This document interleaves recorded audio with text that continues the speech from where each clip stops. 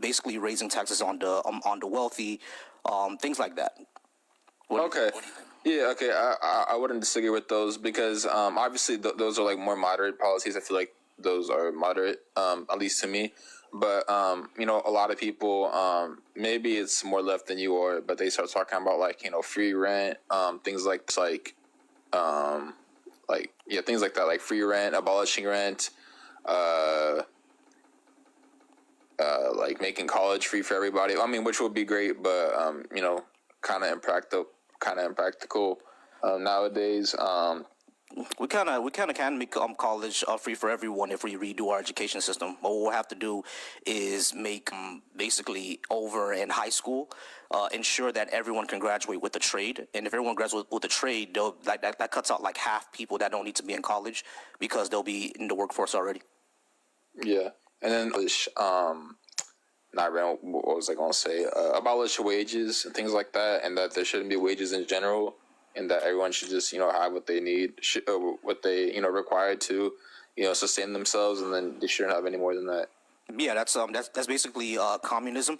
The reason why they say abolish rent and abolish wages is because they want to abolish money altogether. Deal. Now, the only reason that we find it kind of crazy is because we can't imagine a world where money doesn't exist, because for our entire existence, money has existed. But the basic idea is to basically get rid of money. And if you get rid of money, you don't have to worry about rent. You don't have to worry about any of wages, things like that. People will just live the way that they live. Essentially, if you ever saw the TV show Star Trek? It was a long time ago, but yeah.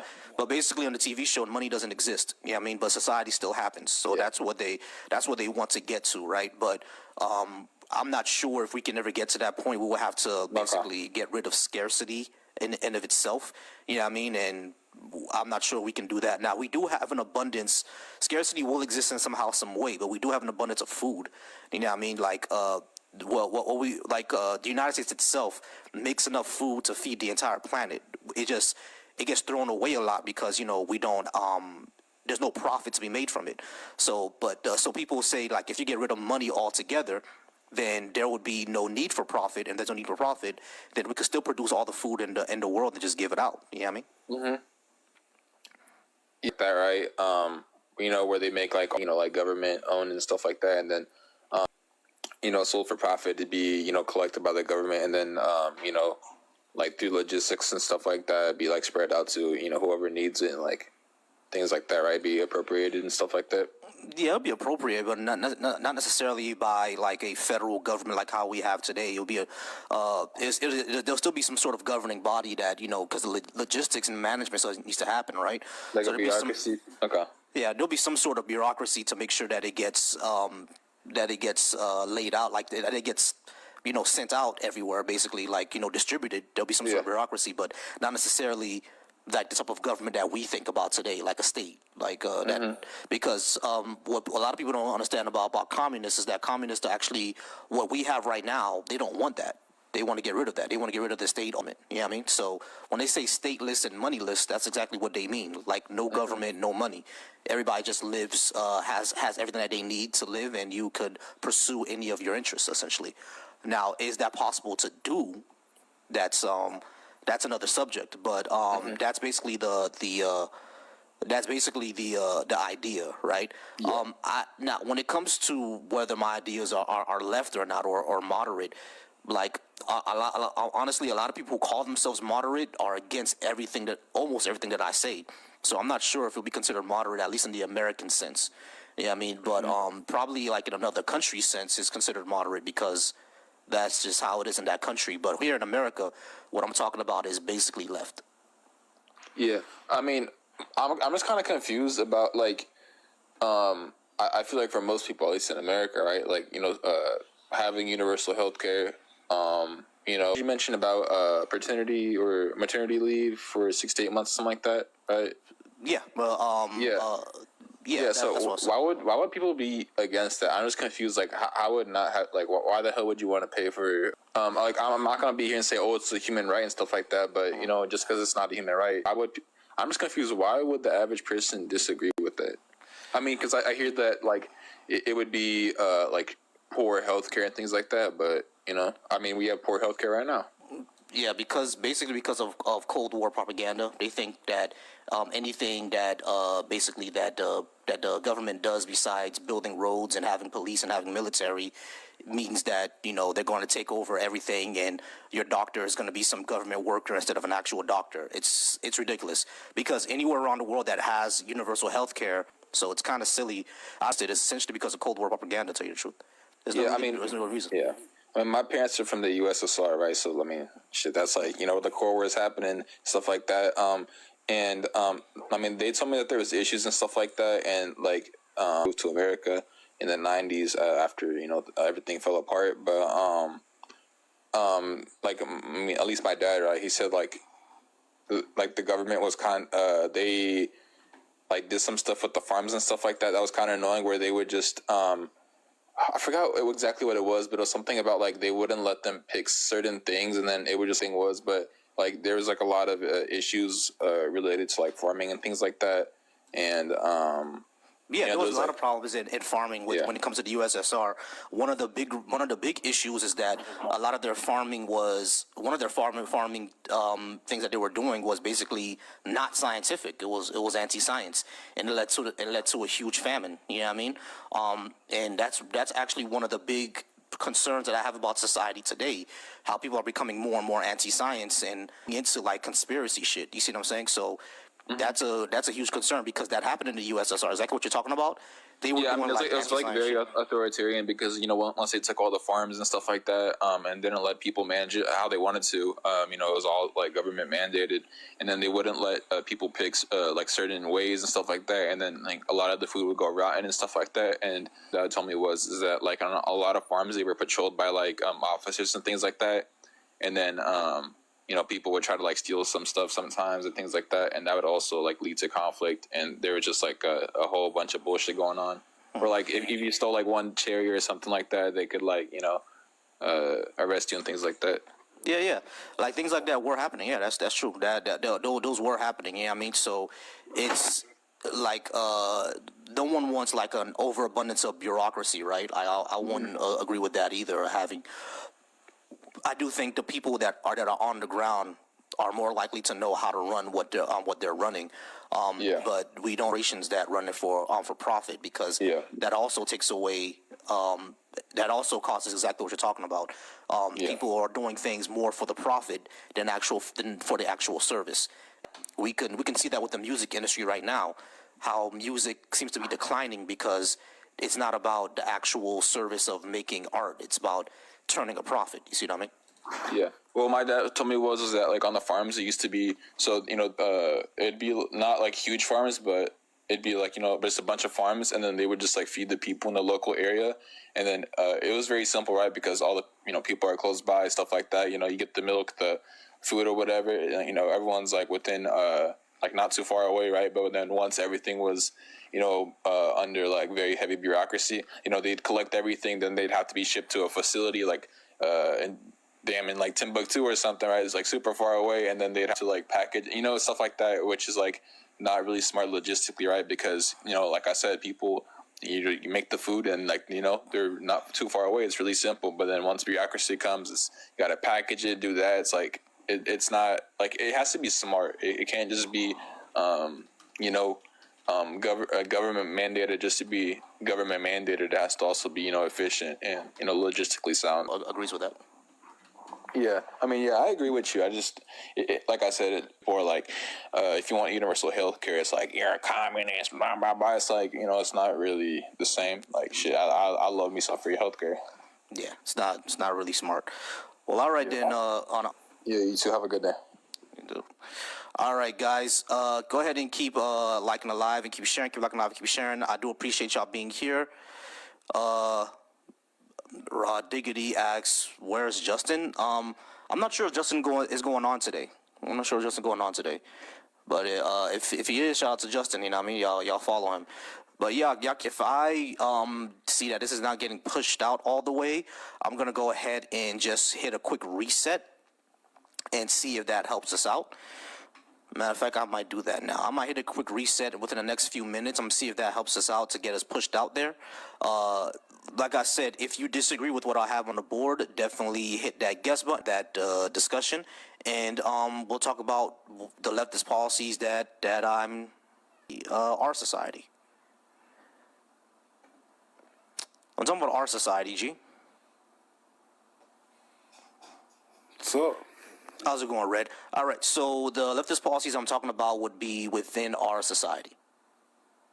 can you give me an Example of what? policy that's good for our society?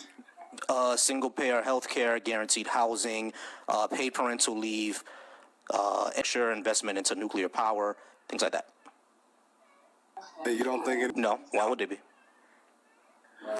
Well, the single-payer health care has caused health care to skyrocket to the point where it's unaffordable without government subsidies, which are causing the government to go trillions of dollars into debt. We don't have single-payer. The housing, every time we add something. Hold on, Red, stop. We don't have single-payer. Here. Obamacare is private insurance. That's not single-payer. Is Obamacare a leftist policy? You're Obamacare. yeah, hold on. Listen to what I'm saying. No, Obamacare is not a leftist policy. The insurance.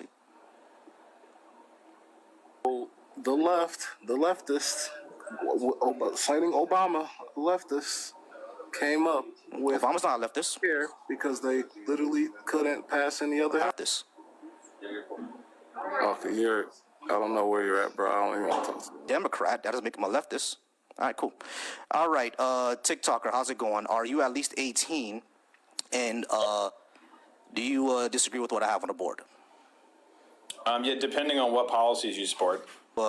If you heard them, but I'm talking about single payer, guaranteed housing, parental leave up to 6 months, living wage tied to inflation and to your area, things like that. Okay. Do you have a stance on immigration? I mean, Do I have a stance on immigration? yeah. Is there a leftist policy for immigration as well? Yeah, we should make it as smooth and as easy as possible. Well, I think that is something everybody agrees on.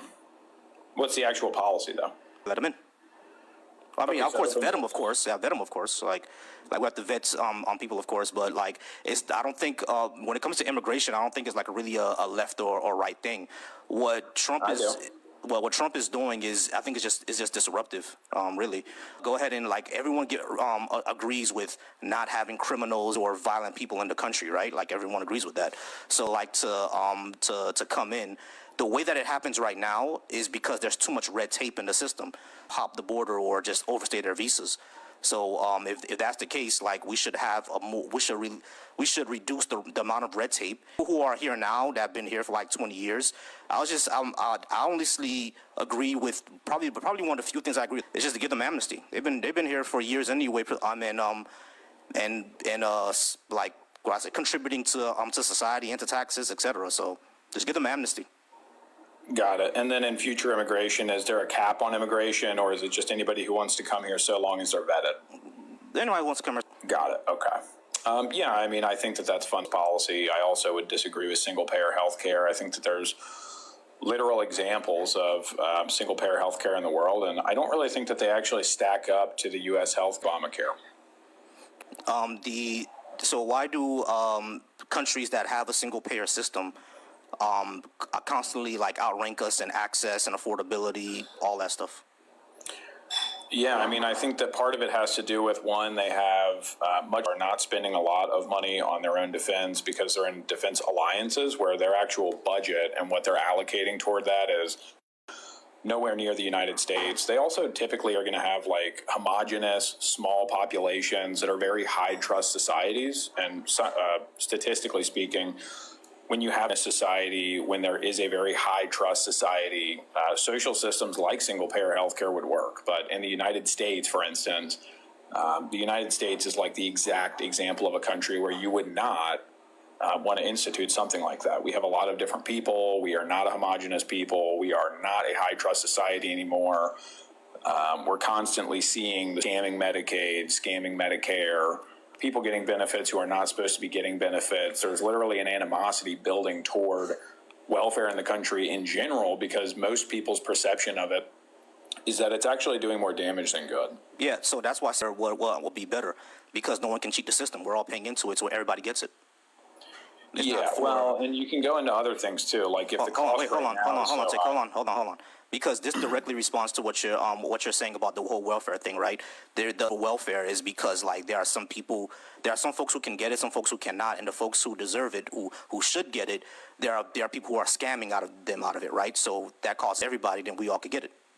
So that'll if you open up by certain states and they have certain rules, et cetera, which ends up to people scamming the system, just open up single payer to everybody. Sure, but I mean, like, let's suppose that you were to do that. I mean, let's look at any of the places that you would reference, like single payer, in like Canada, Italy, or like any of these places. I mean, most of these places are operating on actually like paying for the single care with the money that they have this year. They're essentially putting their massive amounts of debt to sustain the system that they have. So you can't really point to a single payer system that exists in the world right now, to the United States, and then plus all of the ones in Europe. I mean, all of these countries are going bankrupt. So it's like, yeah, they have single payer, people are able to get care, but ultimately that system isn't going to last for very long. I think most people would agree that if you want a system to put in place, you want it to last long term. Like the thing is, when you look at the European systems, that actually goes against your argument of, you know, we don't you keep saying everything that I say is actually I'm going to finish. The third time you said it. I'm going to look at the UK, France, Germany. They have diverse societies the same way that we have, right? And people say that these societies are small and homogenous, and then you bring up somewhere like France, which is not small and homogenous. It really makes me think, what do you think of the American people? Like, are we just like uniquely fucked up? Because that sounds crazy, right? Be the case. No, we just don't have a high trust society. So all right. So we don't have a high trust society. Neither this healthy population on the planet. We have the most subsidies that go towards junk food. I understand we have that. I understand we have that. The more you put people okay, hold on. I understand that we have an unhealthy society. Part of the reason is because people can't afford. That's not my entire argument. I understand. Part of the reason is because we can't afford to go to the hospital for things. So that feeds into, and not only that, we have issues such as food deserts, poverty. All those things feed into us, such as food deserts. A food desert is essentially an area where fresh food or fresh Give me an example of a food desert in the United States right now. Detroit. Detroit. Yeah, Detroit is full of food deserts. Okay, so I'm going to look up Detroit, and I'm going to look up fresh produce stores in Detroit. So you got to. No, he actually makes a really good point. I mean, when you get a lot of these leftist I understand that. Hold on, TikTok. Yeah, I'm not talking over everybody. You just did it. The reason why the point is because high crime was the same reason they used for redlining. You know what? It is true. Hey, Fernando, it's not your turn, Fernando. It's not your turn, Fernando. Redlining was one of the policies that actually caused food deserts. You can look at it. You don't believe it. Hey, Fernando, shut the hell up. It's not your turn. So when it comes to redlining, right? Redlining didn't only affect the home ownership; it also affected the school and grocery stores. It affected all of those things, not just schools and not just homes. In places like Detroit, places like St. Louis, all these places have food deserts. Yeah, high crime areas. You got it. All right, so I need you to be quiet for a second, Fernando. All right, it's not your turn. What's it like being raised by a single mom? Tell us. My dad is at home right now, and I love him very much. What's it like being a racist? You fuck it. Was he on EBT when you growing up? What's it like? Hey, Fernando, what's it like to suck? That's your father's department. Yeah, and that's your mama's department too, because she was doing it last night. You want to go talk to her? Yeah, this is why you exactly, bitch ass boy. All right, TikToker. So let's go ahead and continue our conversation. Sorry about that. Racism always happens whenever I'm alive. Okay, I'll try this one more time. If you interrupt what I'm saying, I'm just going to leave because I can't have a conversation with you if you just start talking over me as I make a point. You gonna cry, or you gonna actually make? Yeah, I mean, I'd love to make an argument. You kind of went to a couple of different places, like you're talking about redlining, food deserts, these things, and you got there from talking about the unhealthy. I actually would disagree with you. I don't think that redlining is the primary cause of the health issues in America. I think that you could easily point companies, you can point to the food companies, you can point to the FDA, you can speak about ultra processed everywhere, cheaper and more accessible So that's just really easy. But okay, so when it comes to that shows that you weren't really listening to what I was saying. I didn't say redlining was the primary cause. I said one of the issues is affordability and poverty. And then the other guy said, oh, high crime areas. And that's when I brought up redlining. Well, I mean, he actually kind of has a point, though, because, like, for instance, a lot of leftists, they believe in the rehabilitation of violent offenders instead of the imprisonment of them. So one of the results of this is when you try and rehabilitate violent offenders, if they don't rehabilitate, you end up doing is, if you have a high trust city where you have crime, but it's not to an extreme degree, when you start releasing and not imprisoning people who violently attack other people, a lot of the people that live there, who run businesses, who pay taxes, who are doing the right thing for the most part, they'll end up leaving because they'll want to go somewhere where attack somebody, you end up doing time, and that you don't live in a society where they essentially value the future of someone who is a violent offender more than they actually value the person who is offended in the first place. So, right, so I don't think it's a very bad point. There are several. Yeah, there is a very bad point because he. So hang on, Katie Jones in the thing just said wrong, so I must be completely wrong. Yes, you are wrong because when it comes to, are you going to actually listen? All right. So when it comes to crime, right, we're not actually rehabilitating anyone. Our system is still built on carceral punishment. We're not rehabilitating anyone because we don't actually have rehabilitation. No, I'm right. We don't have a rehabilitative justice system. We have a carceral justice system. You're objectively wrong. No, you're objectively wrong. We do not have we do not have a system like Norway has. We don't have that. Okay, well, Norway doesn't have 50 states that have. Hold on. TikToker. Stop. Be quiet. We do not. I know it's the truth because so that makes you wrong.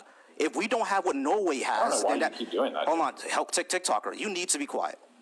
If we do not, I just said we don't have what Norway has. You said I'm objectively wrong, and then when I said, and then you, hold on. First, I said, hold on, TikTok. Listen. First, I said we do not have a rehabilitative justice system. You said I'm objectively wrong, and then I said we don't have what Norway has, and then you tacitly admitted that we don't.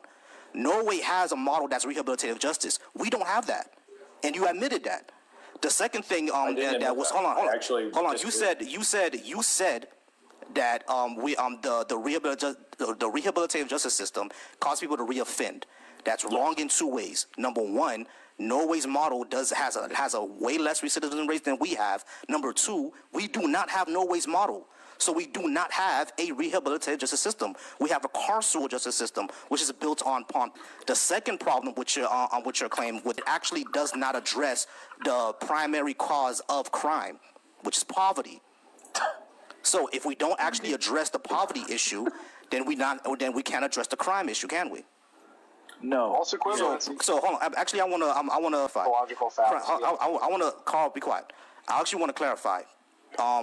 Crime is not just poverty; it's poverty, and of course, environment. There could be cultural things into it. Of course, individual those things do happen. Individual choice to commit a crime. Okay, this is what I'm going to do. Hold on. This is what I'm not going to fight for the mic in my own life. Everyone's going to mute up. Everyone is going to mute up. Being a beta. Everyone is going to mute up. Everyone is all right. Ghost, you're out. So everyone is going to mute up, and I will talk to y'all one by one. Ghost, you did this the last time. You already know the rules of my life. You did this last time. So everybody mute up, and I will talk. I'm going to started. See you. All right. Don't use that on my live, please. All right. What's going on, Caddy? I appreciate you. You won, but you need to be an adult and actually wait your turn. All right, Carl. How's it going, Carl? It's your turn. Do you disagree with what I have on the board? All right, Carl. So I think leftist policies are better for society, and the policies we're talking about are things like single payer, things like guaranteed housing, things like tied to where you live, parental leave, public transportation, investing in things like nuclear power, things like that. Why are those bad things for society? I mean, you're leaving some things out. And I know there are things I'm leaving out. So the things that I just mentioned, are those bad for society or not? No. Okay, cool. What do you think is bad for society?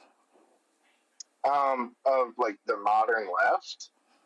The modern left agrees with everything I just said. So Well, you're leaving some things out.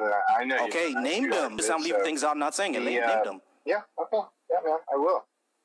It's mostly the issue that I take with modern leftism is the identity politics. I feel like that is just absolutely terrible. And What does that mean? And the reason why I say that is because they use, and I hate doing this. I hate sounding so basic, but they use the virtue signaling for almost all of their policies, like with the environment stuff.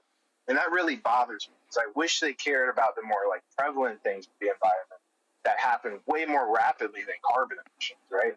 Like he's going to be dumping all of this terrible waste into like these lagoons and rivers, Florida, like massive. This can be massive problems, and they just get government contracts, whatever, where they have to pay like $1 million. It's gonna be cheaper for them to just dump in our public waters, right? Than it would be to get it to somewhere and like disposed of. Just how leftists, and people on the left, Democrats included. Hold on. So Carl, people on the left agree with that.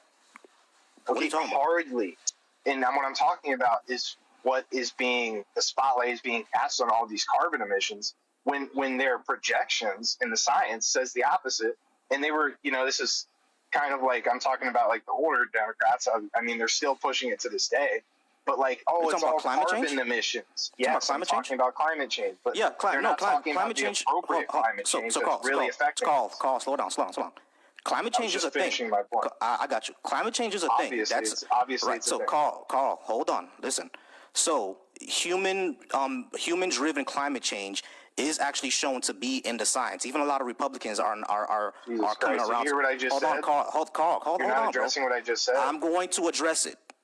So yes, so climate change is an actual issue, right? And yes, I agree with you that Democrats is virtue signal, which is why a lot of people on the left don't fuck with Democrats. But the third thing I would say is that everything that you're talking about with pollution, people on the left, at least the grassroots left, have always agreed with that. So when you say that the left is just doing identity politics and not paying attention, people on the left are not actually paying attention to these issues, are just doing identity politics. People on the left have always talked about the AI machines and data centers being placed near low-income neighborhoods and poisoning the water there. We've always talked about that. You say that we don't pay attention to it or do identity politics. I'm still unsure on what you mean because we. I already told you, and that's what I'm saying. You weren't addressing it. I was talking about. I did address it. No, you didn't. I did address it. Hold on. No, you didn't. Hold on. Carl, I addressed it already. Hold on. Wait. What you didn't address? I did address that. No, you didn't. I did address that. I did address that. Go off because this is my live and my rules. So you said carbon emissions, right? I did address that. I said yes. All the Democrats do is do virtue signaling. I agree with that, which is why a lot of leftists do not fuck with them. So when you say that this is what the Democrats are doing, yeah, so does most people on the left. You're being disingenuous. So can I speak now? So you said man-made climate change is real. Nobody fucking said it wasn't. The projections that they were giving for the ice melting and the water levels rising, those projections, most of them were false. And you just lied on your live, misinformation. Incorrect. Saying they are true. You don't know why the fuck you would say that. When you do you not pay attention to this stuff? And that's my point exactly. You don't know what you're talking about. Hey, Carl. Carl, you said the AI data centers. Carl, you let me finish. Carl, so when it comes to are about because the one that the scientists say actually came true.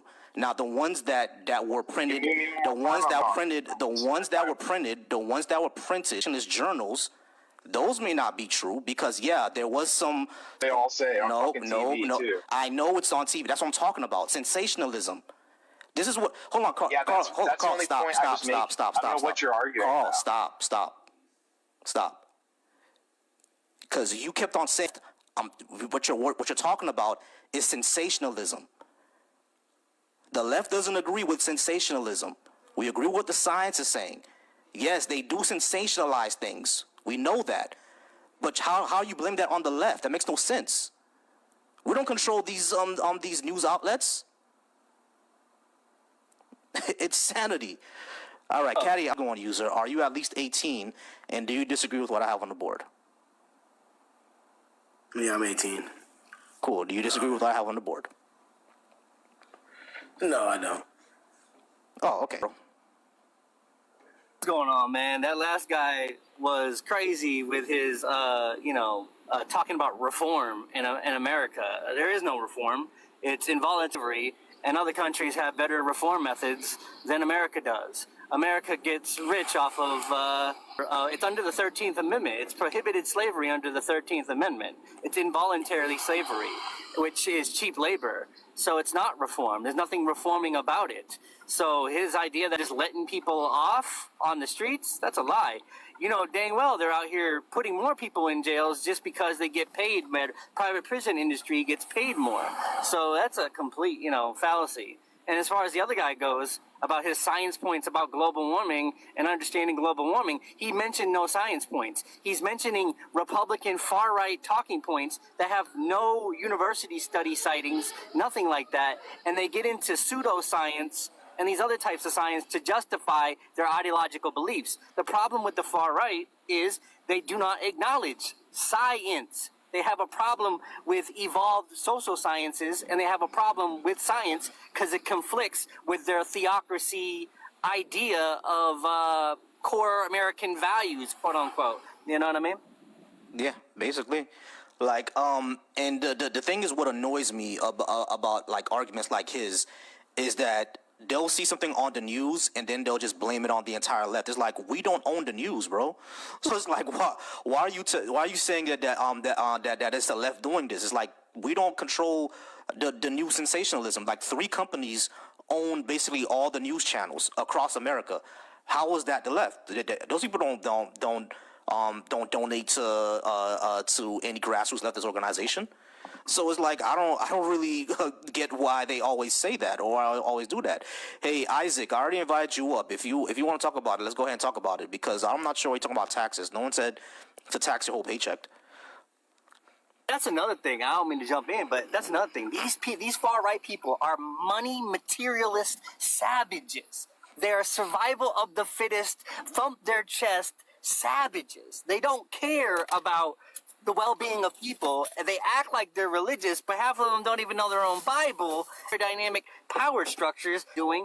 They're just locked in a subjective reality algorithm where they can't think critical thinking that we're having. And sadly, and what you're going to get is a bunch of people who choose to have a theocracy type of, because they're past their outdated moral structure, or their outdated ideological beliefs, and they don't feel comfortable with it. And that's their problem. That's not science's problem. That's not social science's problem. That is their problem and their theology's problem. And that's something they don't want to grip with. And even the progressive religious don't even want to grip with, because they try to progressify a religious text that is outdated and not even based in any real allegory. They're just making up allegory. They just use like the divide and conquer structure. Like, if you really realize it, like last time he was in,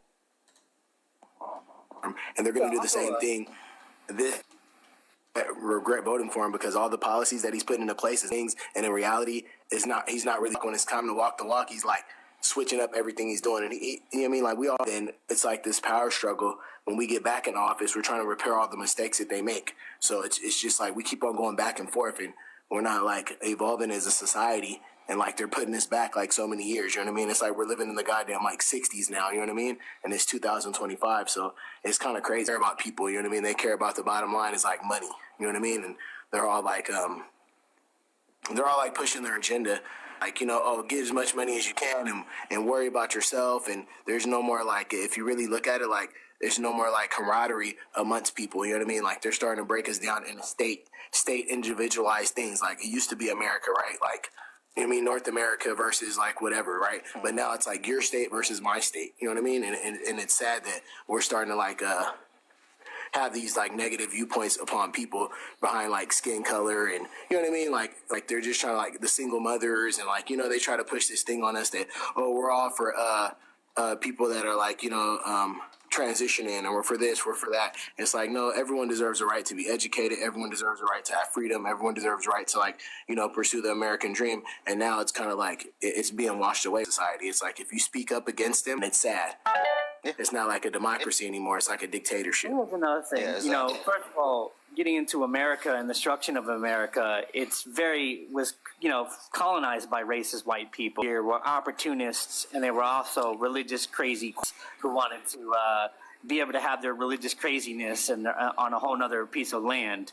So, I mean, there's that as well. As far as a mixing pot and what is America's identity, well, that's the identity of a mixing pot with multiple different cultures and multiple different backgrounds. However, what the Republican far right wants to do is use culture war and use it's about white supremacy, because they know they can't, so they put very colorful language out there that they can try to walk the line. And we all know, we're not dumb, we all know it's based in racist theocracy type of ideology. And a lot of the majority of Americans are not educated about the outside world. They don't have the money to be in the outside world. A lot of Americans can't even afford a passport to be able to go with algorithms. We're being barred off from the outside world to actually what's going on in the outside world because of capitalism. Capitalism endedly and inhumanely, and when the Americans get the whiff of it using social media apps, they're like, oh no, we got to wall this off, we got to tip this down, because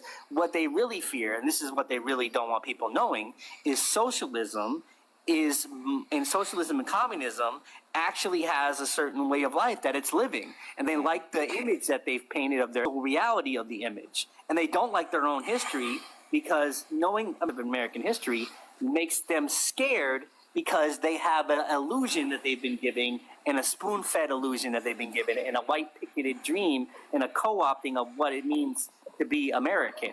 And that's the huge problem, man. That's the huge problem. Look like we because they are afraid of talk. They want to spill their their script without being interrupted, but I don't allow for that. So that makes them upset and angry. Oh man. All right. I may go ahead and hit a quick reset if I don't get another guest within the next few minutes. Yeah, that's exactly why they left. Closed-minded actually don't want to have a conversation, and then when you actually do try to tell them what's in their thinking, they get upset. You know what I mean? All right, y'all. I might go ahead and hit a quick reset. Go ahead and come on back. All right, guys. Caddy, go ahead and follow me back, or actually, not follow me back, but come on back in a second. I'm gonna go ahead and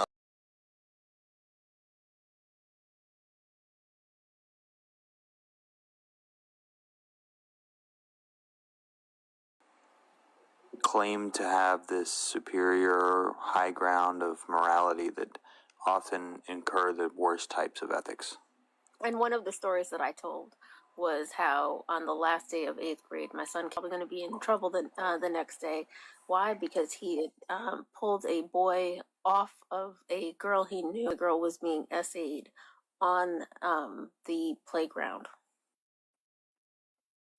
I'm glad that your son has a moral fiber to stand up for that, but why would he think that he would be in trouble? Because the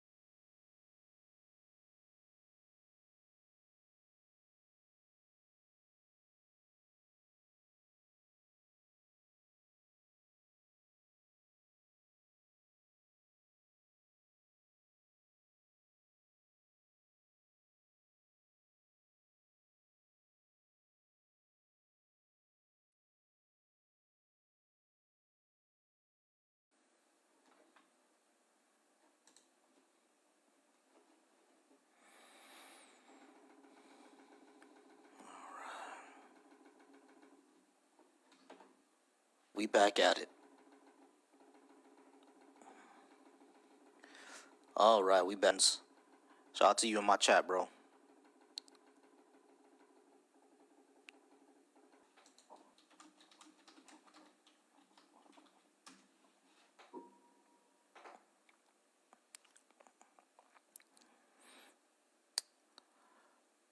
this. All right, y'all. Let's go ahead and start liking the live and start sharing. Start liking the live and start sharing. I do appreciate y'all being here. Start liking the live and start sharing. Start liking the live and start sharing. Oh, it's gonna become a new.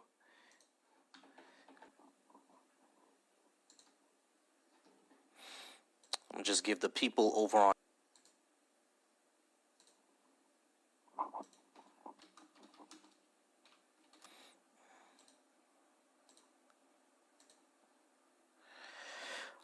Likes up. Let's run them likes up, bro. Let's run them likes up. Let's go ahead and get this popping. Hey, I appreciate that. Appreciate the gifts, y'all. Appreciate the gifts, Morena. Let's go ahead and run them likes up. Let's go ahead and run them likes up. If you disagree with what I have on the board, go ahead and come on up and have that discussion. I will talk to you. Caddy will talk to you next, right after I talk to you, if he has anything to say. Hey, appreciate that, Miranda. Thank you so much. Thank you so much, Miranda. Thank you so much. I appreciate that. Y'all go ahead and start liking the live. All right, Joseph. Go ahead and come on up, Joseph. Let's go ahead and talk about that. All right, y'all. So rule of my live is everyone gets at least 15 to 20 minutes to go ahead and speak with me. If you disagree with what I have on the board, I am going to invite you up. I don't like the, talking back and forth to the comments. So, Joseph, go ahead and come on up. We can go ahead and have me why you don't think that they are. Because I can tell you why I do think that they are. So, if you think that they are not, go ahead and accept that request to come on up.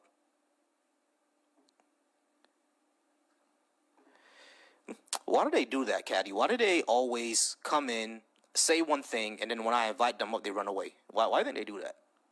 The decorum to be able to do it. Yes. They don't have the knowledge, and they just know that they don't have that type of background. That's why, man. They just want to come in and troll. They want to poke. They want to do the chest thumping thing. You know what I mean? They want to do my ideology is better than your type thing. Not a boo boo. You know what I mean? No discussion. Yeah, exactly. They just say one thing, and then I say, all right, come on up, let's talk about it, and then I just never see them again. They just disappear. What it is emotional dumping. Yeah, pretty much. All right, JPC, how's it going? Not too bad. How are you doing, sir? I'm all right. Are you at least 18? And did you disagree with what I had on the board? I'm 50. I actually did not see what was on the board. Okay. Do you see it now? Leftist policies are better for... Yeah. I think they are the best for society. Leftist policies are the best progressive society, but are better for people because it worries about the conditions and human well-being over who's going to profit. Right, that's Democratic, right, is leftist, and correct? I don't think the Democrats are leftists, no. No, Republicans? No, they're definitely not. We don't really have a leftist policy a leftist party in America. No, I think they're both wrong. Republicans, Democrats. I was always in the middle, and I think the Democrats really dropped the ball, try to shove stuff down our throat. Now we're Republicans, and now they're trying to shove other stuff down our throat. It's like, where's the middle? How can we make things right for everybody? Get rid of the niggers. That's how. Oh, what an asshole! Yeah, I know that always happens.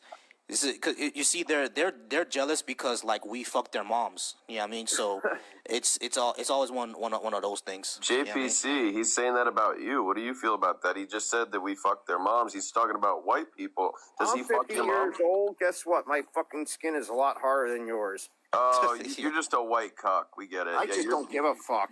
You like this nigger boy talking to you that way, huh? Don't you? Yeah, you love that. Yeah, we like Ron. Get your BDSM fantasies and go somewhere else with it. All right. I understand that you like to be whipped by strong black women, but like, there's not the time for that. It's we're talking about other things now. All right. So yeah. So JPC. So when it comes to stuff like that, right? for example, whenever say Democrats stuff things down our throat, I never really understand what that means. But I Don't thought dumb it down for me. I'm a plumber. Let's dumb it down. I'm a plumber for 50. I'm 50 years old. Talk to me like I'm a child. Can you do that? Well, not a child. no, I know what you mean. But when it comes to like, for example, Democrats, right? The issue with them is basically benign neglect. Yeah, I mean, they said they're gonna do all these things and talk a big game, but once they get there, they just kind of, comes to Republicans. We know exactly what happens when they get. Well, They what was do your everything problem for with the rich. Biden? Obviously, you have problems with like Democrats and Republicans, correct? What's the problem with Biden? With Biden, my main issue with Biden because Biden he was supposed to be a transitional president in my opinion. But my main issue with him was more Israel Gaza because it was clear what Israel wasn't, and he still kept up the sending money to them and everything like that. I also think that he could have better addressed the issues on the at the border. Yeah, I think he could have better addressed that. But that was really my two main issues. Also, I think he should have unscheduled marijuana. He did take away the private prisons, or the funding for private prisons. I'm sorry, he did take away their funding. But I think he should have gone a step further and abolished it completely. But I understand why that couldn't have happened. That's, people make a lot of money. It's all the rich people making the money, especially in the prisons. It's ridiculous. And, okay, so Trump. Trump is essentially everything. The tariffs were a very stupid idea. I do understand protecting some of why some industries do get tariffed and need to be. His entire action with tariffing everything is basically ruined the farming economy, the farming industry, right? At least most of it. Also, his immigration policy is just, in my opinion, seems bigoted. I tend to really not like him, but his policy. Yeah, but his policies I don't think have been good for our society or for the economy. But just him being who he is, I'm saying so. I think someone like him basically just makes our society work. I thought he was trying to do with tariffs. So, like, he was getting out of control. Like, oh, I'm going to do this many, like, let's say 200%, 25%, because every country has tariffs on us.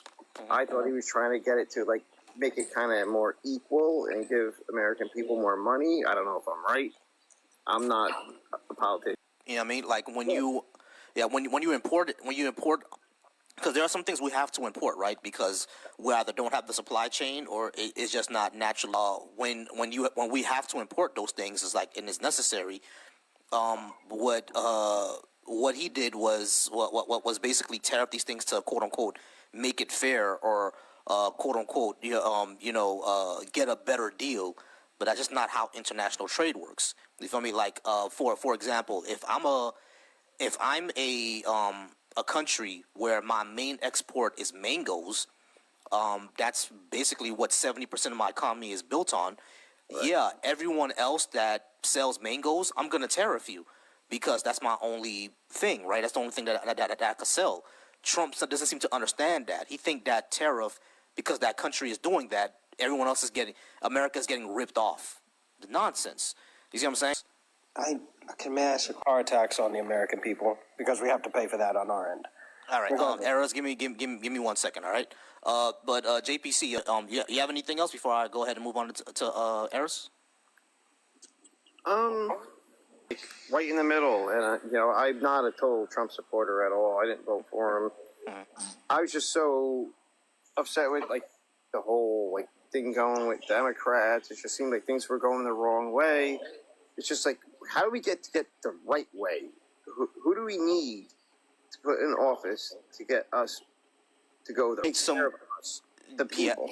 Yeah, we need someone who is what our society is. So we need to purge the government and just purge it all. Yeah, I actually agree with that. Money, I think, right? Yeah, someone who doesn't care about money. Yeah, that's what we need. That's it. We can't, which is why folks believe in basically revolution. But JPC, not a problem. All right. So that one, I know you are friendly. I appreciate you being here as well. All right. Anyway, are you at agree or need a clarification? I don't have to say my age. I'm 32. I'm grown as hell. I don't think all leftist policies are good for society overall. I think there's definitely some really good policies that come out of the left, but I think a good majority of them end up being detrimental to the society as a whole. Okay. The ones that I typically like to talk about are single payer, guaranteed housing, universal education, investment into infrastructure and public transportation, paid maternity and paternity leave, nationalization of some key industries, things like that. Those are all those good or? I mean, those are all like good talking point policies, but I'm talking about policies that have been enacted already. I know that we do got our really good like social net programs have been pushed heavily by the Democrats, but those do always majority pass as bipartisan passes as security nets. They're not just Democratic or leftist policies. All the fully leftist policies that I would support are all promised but never given. Yeah, I agree with that. The ones that are promised and never given, that annoys me as well. But the leftist policies you say that are a detriment. Which one of the biggest ones that I have an issue with, and it was I think it was passed during it was an Obama era thing, which was corporate bailouts. I never fully forgave because it was still detrimental to what your credit score. Like your credit score still never recovered even after the loan forgiveness. It didn't wipe away the bad credit that was there. All it did is that it made you have to then choose whatever before your loan can be forgiven. So it's pretty much just like, what is that? That was a thing before Obama. The entire you work in the public sector for a few years, you get your loans forgiven. That was a thing before loan forgiveness. I agree with you there. Yeah, I got you, Caddy. I'm gonna bring you up, Caddy. That's not really a left or right policy. That's just one of the issues of capitalism, where corporations are always going to get bailed out. That's not really a left or right thing, to tell you the truth. No, I'm pretty sure that was actually what the Tea Party, which is like proto MAGA, was really anti, and the entire progressive movement said that we needed to bail this out. I was there. I was like a grown-ass man. Yeah, we did.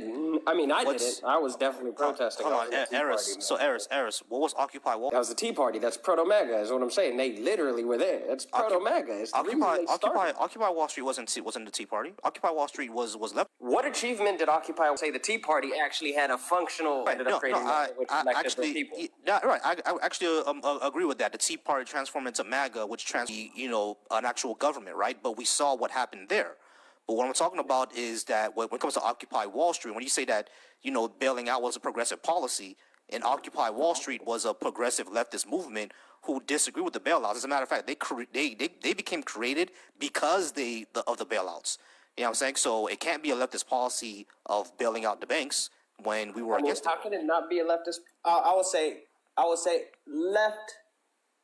left-leaning politicians. Didn't Republicans also push it forward?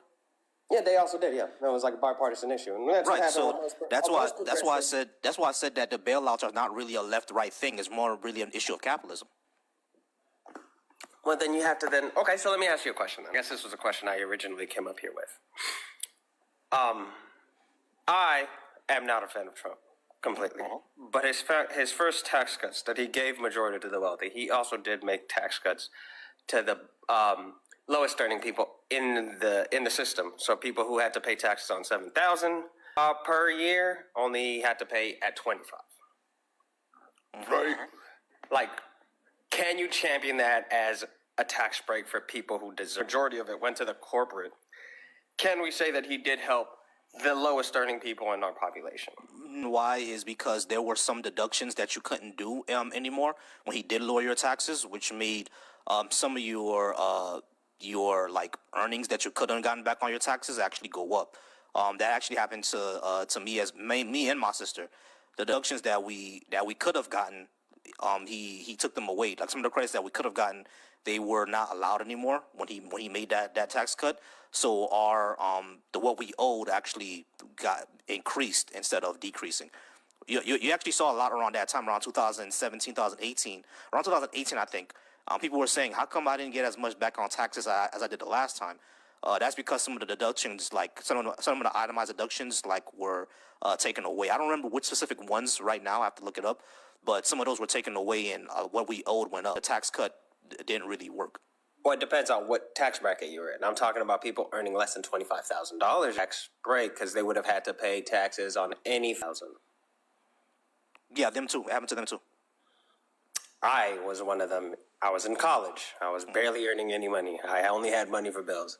That is the only year, or before then, that was the only year that I ever got anything back in taxes. Yeah, I was in college. I couldn't really do much. But you didn't get a credit for being in college?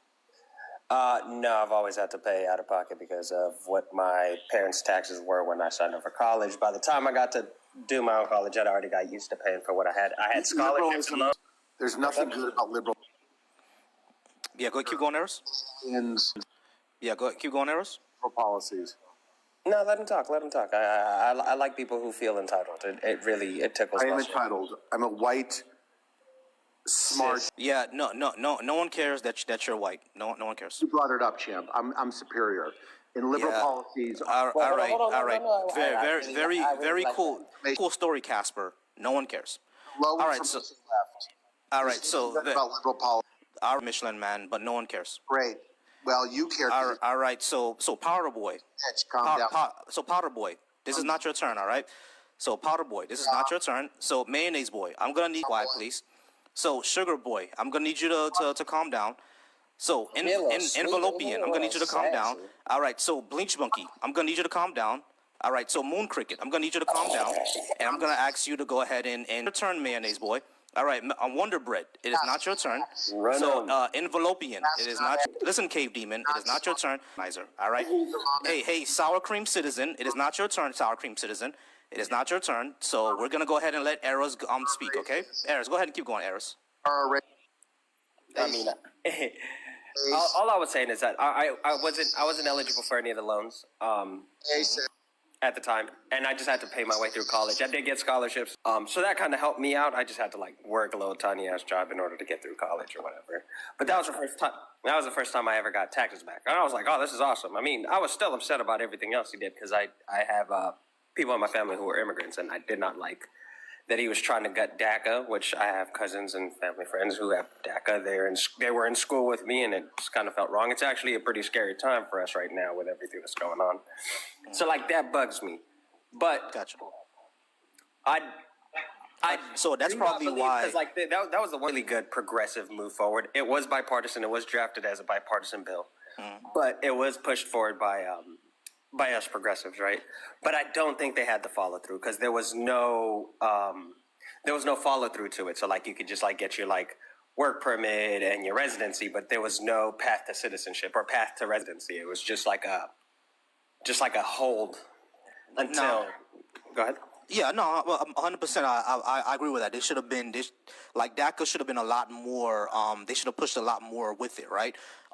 That's actually one of my big issues with Democrats is that people always say Democrats go too far. I always say they don't go far enough. Like the Affordable Care Act, like the ACA, like Obamacare, right? Like Obama should have never dropped the public option, in my opinion.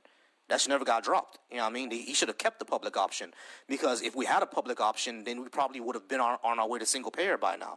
And he just dropped it because like Hattie said earlier, they're capitalists. You see what I mean? I do think Hattie wanted to point something out though. Hattie, do you remember what you were saying before? Go ahead. Yeah, I do. When we talk about leftist policies, we got to keep in mind there is no leftist party. There is no far leftist party. And when we talk about AOC and other like Bernie Sanders, these people, they use, if you notice, every like 3 years, they'll use them as to get the party riled up. But on that fourth year, they'll do the switch up right to the moderate person that the DNC has picked. The DNC, the Democratic Nomination Committee, is very corrupt and does not pick a far left candidate, and never as they're pro-capitalists. So because we don't have a progressive, we don't have a progressive. So everything that we believe is democratic and progressive, at least in the United States, is just center, right?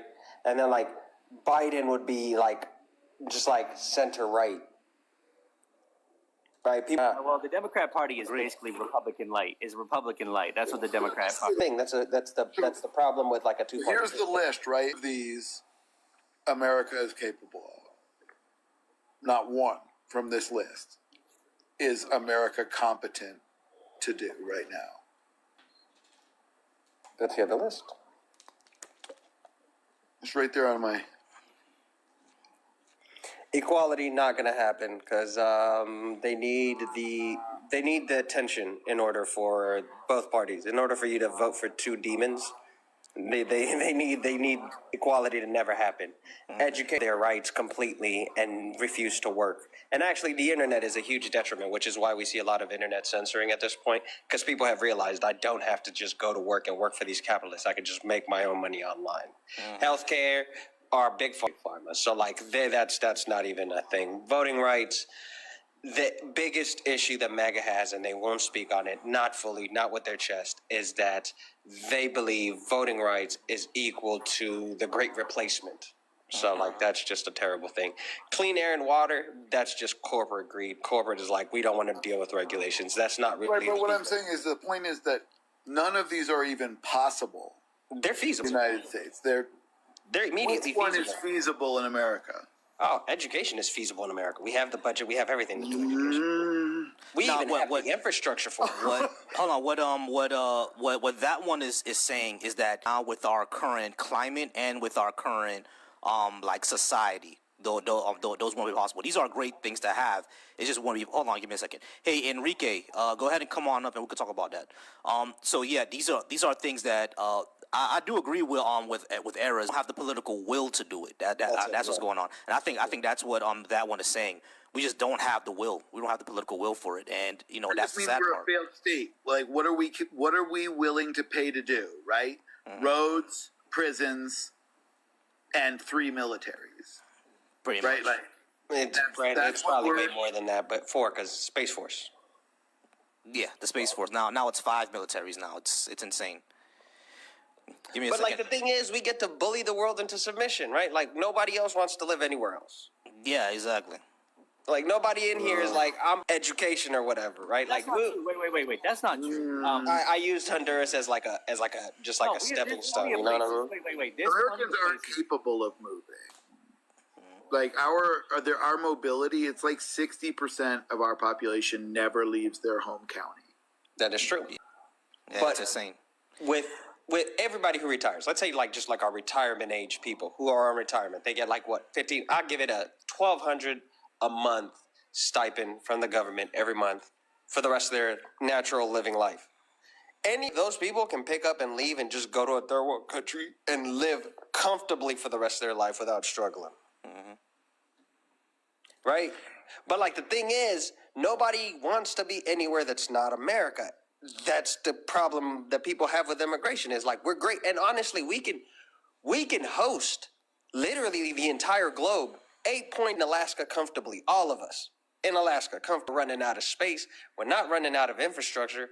We're not running out of corporate know-how. No, we're definitely out of infrastructure. We're not out of infrastructure. They're just not abhorrent.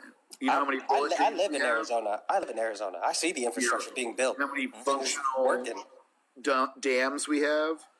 Why do we need dams? Rating on our infrastructure is serious. The things with our infrastructure right now, if China were to send an EMP blast into our electric grid, we're fucked. You know what I'm saying?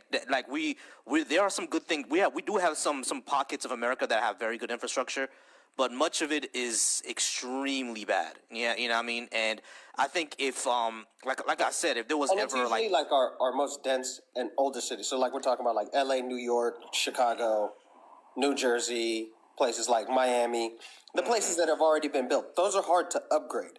But we don't all have to live like you could just build a new New York in Idaho. Yeah, we could. We could. Like they're just like Wyoming has less people than Miami. Yeah, we could this and that's a whole ass state. You know what I'm saying? So it's like we could definitely build more, and just like how you pointed out, all 8 billion of humanity could live in Texas or Alaska very comfortably. You know what I mean? Like it's just that It's the political will, like I said before. Like, we can do all these things. We have the money, we have the infrastructure, we have the bureaucracy to do everything that's on that one's list. It's just that the political will. That's all it really is. It's the will to do it. I think we all agree on that. It's just I just believe it's the progressive. It's our fault. Actual wants to do the thing. We always get into infighting about like, well, how equal are we going to get? Or are we going into socialism? Who's the first one to get picked for socialism? I'm like, no, we either start with reform or we don't have. I disagree because it is the Democratic Party is against the far left from even being a talking point in America. Yeah. So I'm saying it's progressive. What do you mean? We don't have to be Democrats. I'm a social technocrat. I made that shit up by myself. Until we get a candidate that's a social technocrat, I'm not voting. Wait, listen, and they never will. And why would we vote for them then? Yeah, we should. The only reason that I think the only reason why progressives, people on the left, vote for Democrats is because of basically harm reduction. That's not as bad as the Republicans. So let's just put that one person in and try to push them left, right? But I think we've started to realize, just like how you, Eras, Caddy, that one, myself, we've all started to realize that this isn't working anymore. We need to actually run someone who's far left. And yeah, because the Democrats have the finances, because they have the infrastructure, and because they have going to put us there, and they're the only party that's there, and they're the ones that would at least be malleable to our position. Let's run as a Democrat in order to get into a position, just like how right, like they cannot outfund. Let's say we're only 20% of the population who actually want to do something. 20% of the population that's truly progressive, that really want progressive ideals, that want to push it. They cannot outfund 20% of the population, regardless of who they have on their corner. They can't outvote it because guess what? If they cannot get a block of us to vote for their person, their block will then have to just side with us because then they're on like some harm reduction too, right? Right. So no, I agree. Right. So Eras, I agree with that. Right. The reason, the issue is that people are afraid of the spoiler effect. If I vote for who I really want to be in, then the person who I don't want to be in might win. You see what I'm saying? That happened with Ross Perot back in the 90s. You see what I'm saying? So that's why like the Democrats and Republicans have pushed away all the third parties so much. What needs to happen is that unless like people in mass stop voting, unless people in the Republicans did it. The Republicans really did. And they didn't do it. And I'll say this: they didn't do it off of like political funding, donation. They were just online talking their crazy all the goddamn where. They funded themselves. They fund like Jordan Peterson, and I don't even think he's a far right, alt-right asshole. Like I used to watch his videos when he was at Harvard. It was like study material for psychology when I was in school. Right? That was before he became this figure. He was not a millionaire when I used to watch him. The right funded his whole career. Joe Rogan was not a millionaire when this shit started. They funded his whole career. They funded him. Andrew Tate, they funded his whole career. And it wasn't institutional Republicans, it was the people. Mm-hmm. No, I agree with that. They funded his entire career, right? But it was institutions that what they did is that they start PACs, lobbies, companies, and they funnel all their money into it in order to fund these people because it seems like a charitable donations essentially. So yeah, like I do agree with that. They basically funded their entire career. So the left needs to find a way in order to do the same thing. Super capitalist in order to beat the capitalists. Or like use their same tactics essentially, because unfortunately we live in a capitalist society, so it's gonna take money, and we need to put our money together. We got to be. I guess it was Nietzsche who said, like be careful looking into the abyss.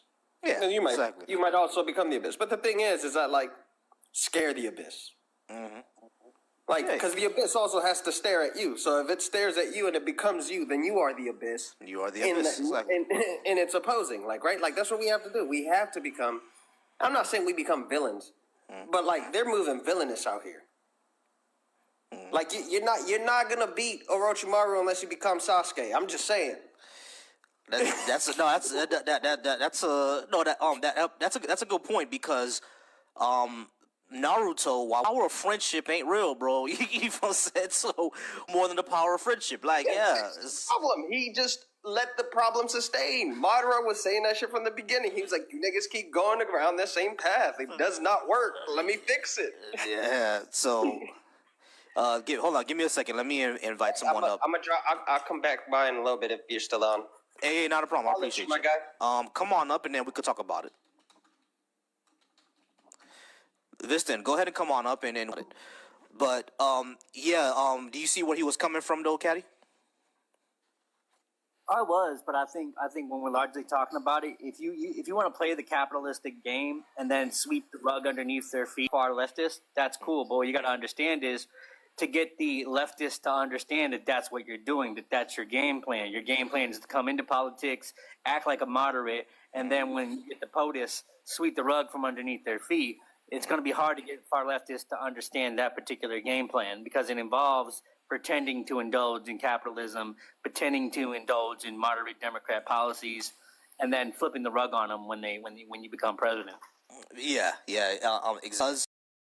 Because the certain parties, they have the funds and they have the infrastructure in order to get you elected. We have to engage in it, and if we want to start engaging in it, we need to start at the local level a lot. What Mom Donnie did was incredible, right? I think there needs to be more of that. There needs to be more mayors, more city council members doing stuff like that, joining on the far left. Because if a lot of us were on city councils, like BlackRock wouldn't be allowed to do a lot of what they're doing, right? Buying up entire neighborhoods. Start at the lower level. You know what I mean? We will be able to be local. You know what I mean? Get more multi-family homes. We'll be able to do something about homelessness. You see what I'm saying? So,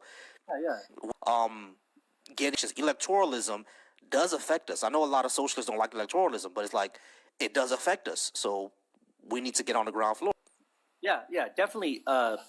Local state is the must. We must conquer the local state politics in all our blue states and make sure we have a far left progressive in there.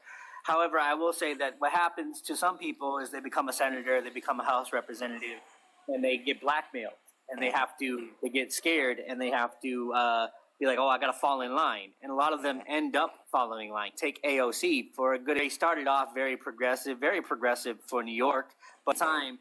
She got in there, and slowly you start to see how she's being groomed to be the next Nancy Pelosi.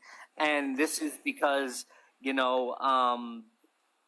she's following line. So there is something that exists because speaks to why they're always, fist bumping each other and they're from separate parties. You know what I mean? It's because when you get in there, they if you want to make change and you want to do it, you're like, nah, that ain't the game, playboy. And they make sure you get in line. And I experienced this when I was in New Hampshire, and the state house right across from New Hampshire, there's a Barley Bar, right? Well, I had very progressive ideas back when I was young, and this Republican was in there, and he was, tired and he was exhausted, and I was speaking on politics, and he stopped eating, and he was like, you know what? You don't know what goes on in there. You don't know how stressful it is in there. You don't know the game we have to play in there. You know what I mean? Like, he was going, he was getting on me about it, and I was just like, see, there's some things that the public don't see that goes on in there. No, agreed. Like that's a very good point. There are things that we don't know, right? And just how Dempsey said in the comments, a lot of times they just buy them off.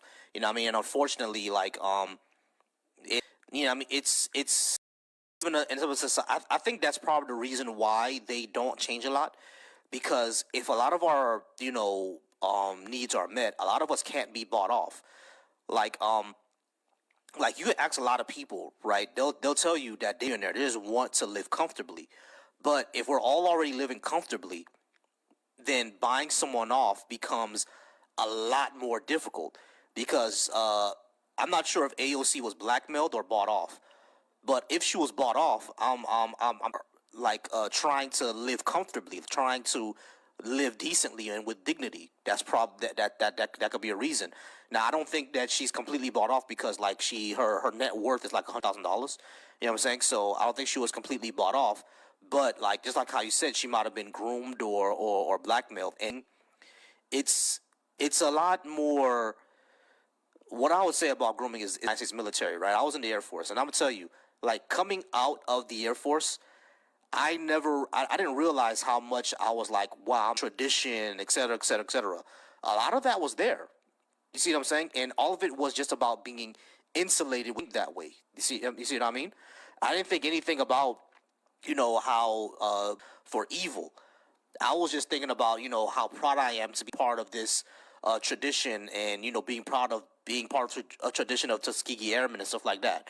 That's all I was thinking about. You see what I'm saying? So I think when politicians, they get into these circles, they're going to be around like this environment that basically grooms the us is going to be, the Democrats. Like, we're the us and they're the them and they're against us. You see what I'm saying?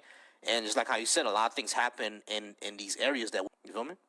And I think that, I wouldn't have a problem with capitalism if it could be actually fair and equal. And that's the whole problem. There's too many monopolies, too many over markets that run a whole bunch of stuff. There's a whole bunch of problems with capitalism, corruption within capitalism, an unfair system. There's no nor do we talk about regulation of capitalism. I mean, when you look at the far right today, we know that they're techno-feudalists using religion and using and race baiting just so they can lateral moves on the global scene. And then you look at the social media apps we use, we're being walled off from the rest of the world because they don't want us to actually have and formulate an opinion that, hey, wait a minute, this society isn't the only society. I can try to and live a little bit better. And there are plenty of people who find this out. Plenty of people that go, wait a minute, all I got to do is keep American money and then live in another country and have dual citizenship, and I can live like a king. When in America, I can't live like a king. You know what I mean? And these are people with only like a $700, $600, or $800 paycheck that are taking that paycheck and going to citizenship and living like a billionaire, living like a millionaire would live. You know what I mean? And this happens all around the world right now. And you got things like TikTok. You remember when Red Note was out? People were communicating with people from China, and they were learning a lot about different facets of life. You know what I mean? And then, we can't have that. You know what I mean? So there's a great investment in keeping capitalism going and keeping Western globalism going. And the moment you start talking corrupt or underhanded, that's when you get coined. You're in the savagery of the capitalist system. You believe in fair and equalness, and that's something that we're not willing to do because we're devout savage capitalists.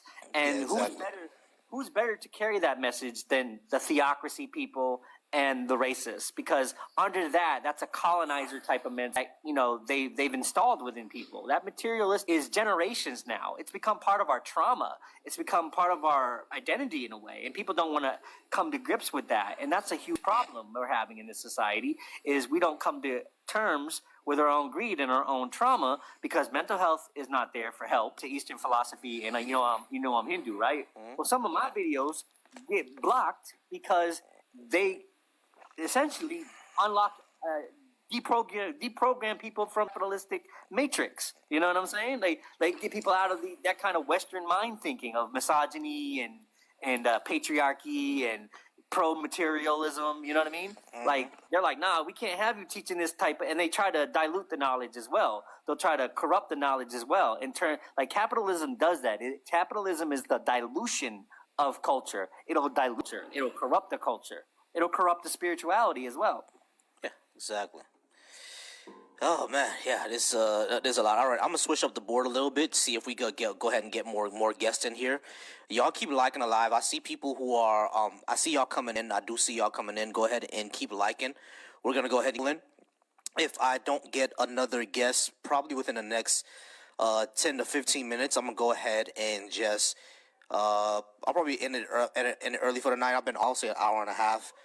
And if I don't get any more guests, I'll just go ahead and end it early tonight, and that'll be it. Shout out in my comments and my YouTube comments. I really do appreciate it.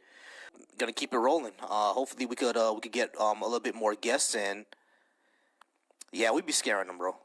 that's what we come like.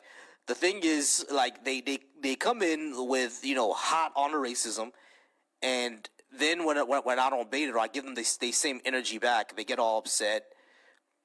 Or they get all sad, Oh, he did. They come in here with the racism, and then when I hit them back with some things, they like, oh. I remember when you said, "Do you want me to do some?" Man, you made me crack up this one time. You said, "You want me to do some Haitian voodoo shit?" I was like, "Dang!" I remember when you were having back and forth, and you said that. I was like, "Yeah, get him." Oh man, yeah, that was hilarious. These folks, I don't know, like I don't know, it's funny because the thing is, I just be sitting here chilling, man. I don't even try. You know what I mean? Leviticus, go ahead and come on up, please, if you would like to come up. Come on up, Leviticus. This week is my politics week. Next week I will be doing religion. We will be back on religion next week. This week is just my politics week. Yeah, I think the next board or the next prompt I'm gonna have is probably gonna be maybe about reparations, maybe about something else. I'll definitely do anything else. Hey, Leviticus, go ahead and come on up and we can talk more about it. How's it going, JPZ? Good. How are you? All right. Yeah, we were almost, well, we talked last time, but we basically kind of agreed on everything. Yeah, Leviticus, I do want to hear your take. Go ahead and come on up. That's why I keep telling you to come up. I can't invite you for some reason, but if you can hit the guest button, go ahead and hit that guest button, and then we'll talk more about it. If you are not able to actually be a guest, then I guess we'll talk another way. Yeah, But yeah, come up. He left. I don't know why. We're conservatives, right? You don't want to do that. I think the best way to fix things is we need a complete rehaul of our entire political structure. We need to allow more parties to run and be, and we need a more robust system, because I think that's one of the main issues with our only two parties. If you look around the world, there's multiple parties that are in their congressional setup, right? There's more parties that are there, like 6. Like Canada has like 5, Japan has like 7. You see what I'm saying? So there's a whole bunch of other parties that are out there, but none of them are in Congress. None of them are in our parliamentary system. We need to have a more robust system to be in our parliamentary system, and we also need to change the way that we operate our economy on helping out the people instead of making more and more profit, because you can't increase profit forever. You just can't. You know what I mean? So we need to find a way in order to make our society that we make the profit that these companies make, it goes more towards helping out the people than just fattening their pockets. And I think one of the best ways to do that is nationalization of some industries. We need to nationalize the defense industry, in my opinion. We need to nationalize the healthcare. We need to nationalize the tech industry.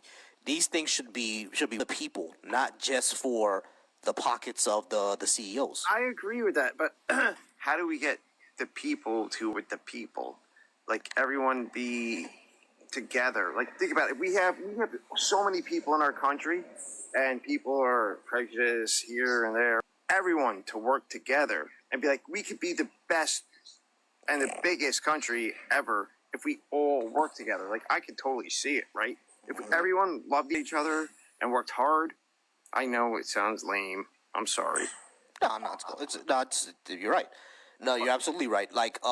I think it starts with this. We need to start having these type of conversations. Now, of course, I'm not as big as Rush Limbaugh or anything like that, but I think it starts with this good faith discussions where we talk about not just speak about our differences, but get to a better place. Yeah, you see what I'm saying? Because the thing is with the Steven Crowders and the Charlie Kirks, they weren't genuine. They were just going there to talk down to people. You feel me? Genuine discussions. You see what I'm saying? So we don't need to do that.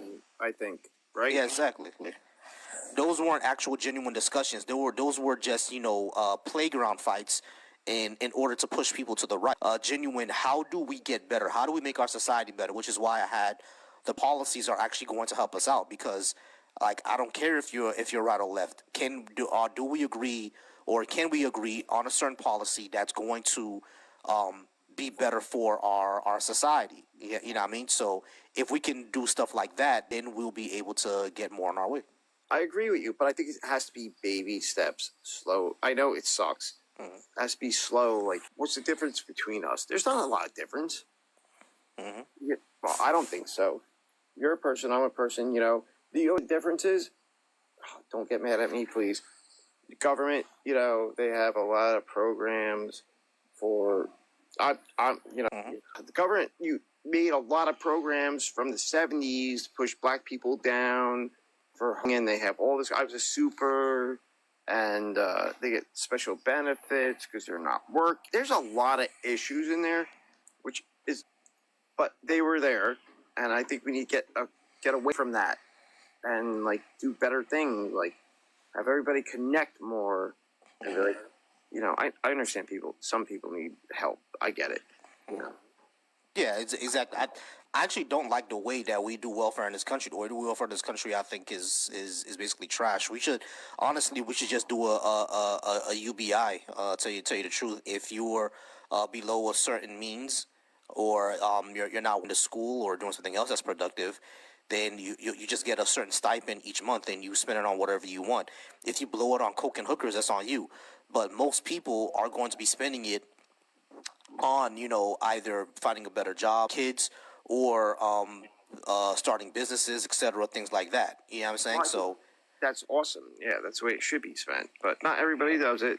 You know, it's not. It's white people too. Trust me, I've seen it. You know, it does.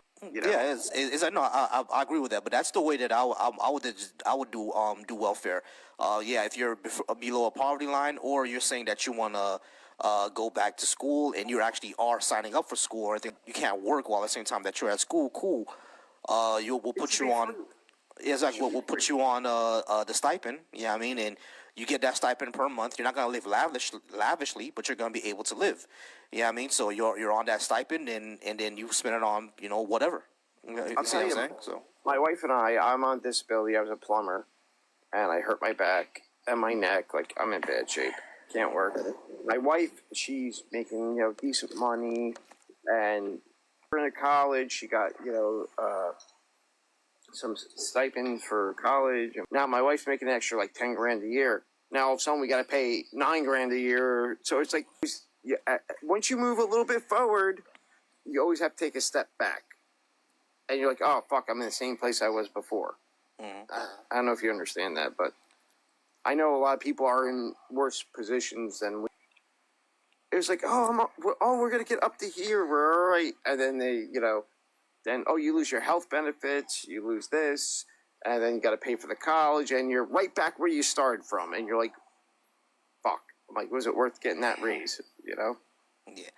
Well, some news just came out. The Supreme Court, they just approved the electoral map that Texas wants to do. That means that California is also going to redraw their map, and so is Illinois. I mean, now I know that, you know, the other states are going to get petty. Illinois is going to go ahead and redraw their map, and so is California. The thing is, y'all, this is an actual concern, not just for Texas to be, but how cohesive this country is going to become. Because the blue states are going to become petty now that the Supreme Court has given the green light for stuff like this to happen. The blue states and the red states are going to become a lot more entrenched into their blue and red. They're gonna, like, the blue states are going to take away the Republican areas. The red states are going to take away the Democrat areas. That's what's going to happen. And the last time we saw something similar like this was Bleeding Kansas.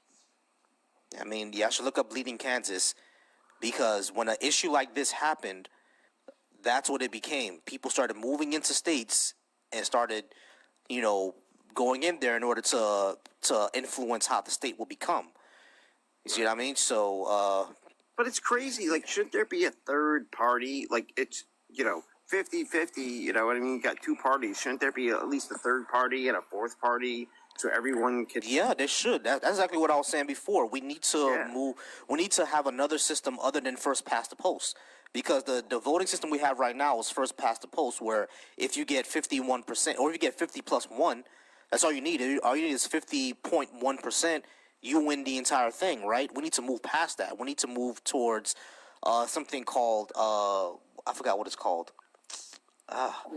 Preferred. There it is. Preferred voting. We need to go to preferred voting, where you actually do ranked choice voting, where you say, okay, this is my number 1 person, this is my number 2 person, this is my number 3 person. If we had ranked choice voting in the United States, I think the UK has. I think the UK ranked choice voting. If we had that in America, we would see a lot more voter participation. Like if I were to like a governor of a state, that's one of the first bills that I will put in, ranked choice voting. You know what I mean? Because there will be now, even if my party doesn't win, at least constituents, it would be their approval. You know what I mean? It will be who they will. Then cool, you can do ranked choice voting again in the next time. Looking into your eyes, you seem to be like an honest guy who wants to do right. I think I can see that, from here, and what would be the first thing you would do if you were governor or something else? Like, what would be the best thing you would want to do to help? Medicare for all. For all, I will also abolish private prisons in my state. No more private prisons. I will private prisons. Do you know how much they cost? It's like $250, I think, a day for prisoners, right? Yeah, exactly. Which a lot of it is bullshit prisoners, for stupid things. Keep the prisoners that need to be in prison, like doing like murder. Whatever. Murder, grape, stuff like that. Yeah. Right? That, yes. But it makes them so much money. Like the rich people, they own that crap, right? Mm-hmm. Sorry. Go ahead. No, not a problem. But yeah, I think I would do that in Medicare for all. I would in Florida, right? So one of the first things that I would do would be rent control, because we do not have rent control in the state. Like an old grandma who rents a room for $900, if another landlord buys it, they can raise her rent from $900 to $3,000 and give her 30 days to move out. You know what I'm saying? No, so like I would completely change that too. Medicare for all, rent control, abolish private prisons.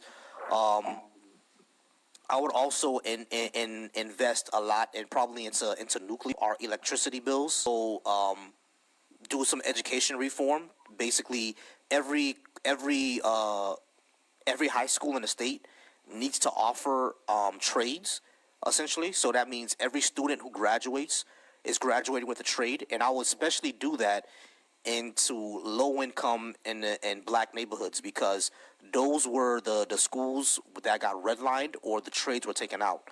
So I would do the pilot programs there first, and I would also raise the minimum wage. I agree with that. I went to a satellite program because school was not good for me, and I did mechanics, I did electrical, I did cooking, which, what's amazing?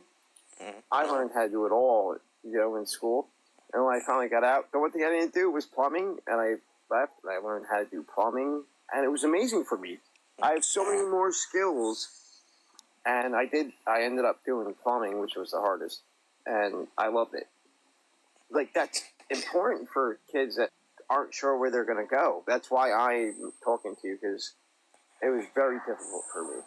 Yeah, exactly. So that's exactly what some of the policies that I'll put in place. Basically, everything that But JPC, I think I'm going to go ahead and get out of here. Probably end this live early. Actually, wait, I do have a. Oh, that's True. True Progressive. Hey, True, how's it going, bro? I did get some guests up, but they all left very, very, very early because they tried to do the racism, but I wasn't taking it, and they were jealous. How's it going, True? Not me. No, not you. Shit. I kind of came up to disagree with you with the rent control. It's not really. I think if you just do rent control, that solves the problem. Mm-hmm. Or it will help mitigate the problem, but it actually doesn't. Like, you can do rent control, but you gotta build it at the same time. You can't just basically you can build and either stagnate prices or lower prices, but you can't do rent control and expect prices to go down. It's never happened anywhere in the world. It's not how the market works. Yeah, because you still need to build. I've got to add in, like, I would do like zoning laws. I will change the zoning laws as well and build for us to build more houses. Is a big thing, but unfortunately, we got to build in a way where it can be self-sustaining. One model, I forgot the name of it. Basically, like you make the public housing more like condos. Basically, they build it and basically you buy your unit, you rent or buy your unit. When you buy the unit, it kind of works like I think co-ops work like this, where basically you paid the HOA to take care of the building and whatnot, a tax, and then if you want to move, basically you get some kind of equity on it, but not very. Basically, you get some money, but not a lot. You know But what I mean?